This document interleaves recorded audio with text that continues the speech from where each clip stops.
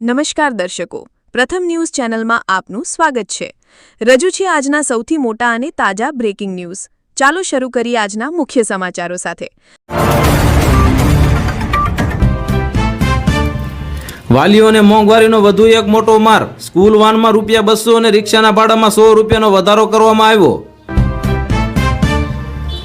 જગતનો તાત લડાઈના મૂડમાં છે। ડિજિટલ ખેતીના પાયલોટ પ્રોજેક્ટ સામે ખેડૂતોમાં ભારે રોષ ફેલાયો।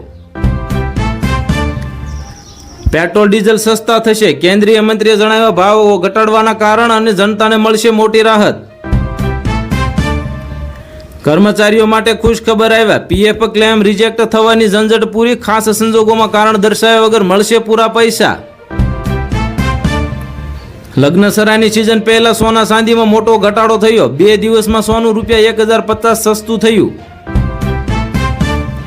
વિશાખાપટ્ટનમ સ્ટીલ પ્લાન્ટમાં ભીષણ દુર્ઘટના બની। પીગળેલા સ્ટીલના લીકેજથી 8 કામદારોના કરુણ મોત, અનેક લોકો થયા ગંભીર। એઆઈ દુનિયાને તરસથી મારી નાખશે। વીજળી અને પાણી પર મંડરાતો ખતરો સામે આવ્યો। યુએનના રિપોર્ટે મચાવ્યો ફફડાટ। 2030માં સર્જાશે ભયાનક સંકટ।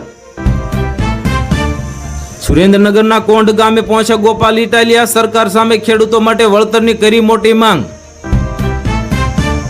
હોર્મુઝ સ્ટ્રેટમાં જહાજ પર ભયંકર હુમલો કરવામાં આવ્યો। ફસાયેલા 24 ભારતીય ખલાસીઓએ નૌકાદળ પાસે માંગી મોટી મદદ।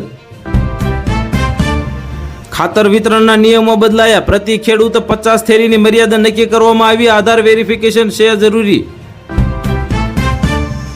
વોડાફોન આઈડિયા માટે મુશ્કેલીનો પહાડ બન્યો। ટેલિકોમ નિયમનકારનો દંડ અને કોર્ટના ઝટકાથી રોકાણકારો ચિંતામાં મુકાયા। પશ્ચિમ એશિયાનો સંઘર્ષ વૈશ્વિક અર્થતંત્ર માટે ખતરાની ઘંટડી। ભારતે તમામ પક્ષોને યુદ્ધ રોકવાની કરી મોટી અપીલ। આગામી 21 કલાકમાં 15 રાજ્યોમાં તૂટી પડશે વરસાદ। 90ની ઝડપે પવન ફૂંકાશે અને વાવાઝોડું પણ આવશે। ગુજરાતમાં પાઠ્યપુસ્તકોની અછત સર્જાય। 30 જૂન સુધીમાં તમામ વિદ્યાર્થીઓને પાઠ્યપુસ્તકો આપવાની તંત્રએ આપી ખાતરી। ખેડૂતોની આવક બમણી કરીને ખેતીને સમૃદ્ધ બનાવવાના સરકારના પ્રયત્નો વચ્ચે સરકારે હિમાચલ પ્રદેશના ખેડૂતોને ભાંગ વાવવાની છૂટ આપી દીધી। ઈરાનમાં મોંઘવારીનો પાયમાલ। યુદ્ધની અસરો વચ્ચે લોકો હવે ઈએમઆઈ પર રોટલી અને રાશન ખરીદવા થયા મજબૂર।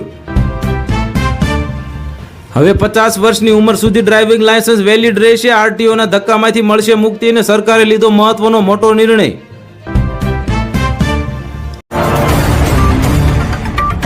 આ હતા આજના મુખ્ય બ્રેકિંગ ન્યૂઝ। વધુ સમાચારો અને અપડેટ્સ માટે જોતા રહો તમારા ન્યૂઝ ચેનલ।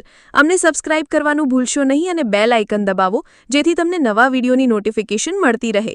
ફરી મળીશું નવા સમાચારો સાથે। શુભકામનાઓ।